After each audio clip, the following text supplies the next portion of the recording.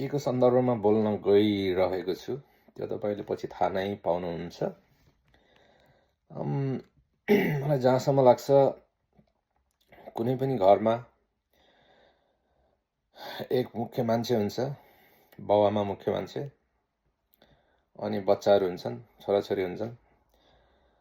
के ती छोराछोरीले बाउलाई केही सानोतिनो नराम्रो काम गर्दैमा त घरबाट निस्केर जा भन्लान् त।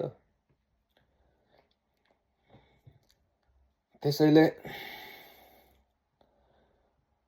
बाउलाई घरबाट निकाल्नु भन्दा अगाडि 10 चोटि 10 कोस पर भोलिका दिनहरू कस्ता हुन्छन्, भोलिको दिन कस्तो आउनेछ त्यो फ्यामिलीमा, त्यो चाहिँ सोच्न जरुरी छ।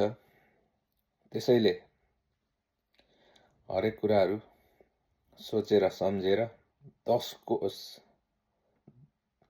वर्ष होइन 10 जुनी पछाडि हुने कुरा पनि आजै सोचेर अगाडि बढ्नु पर्छ। जय सोच, जय नेपाल, जय जेनजी।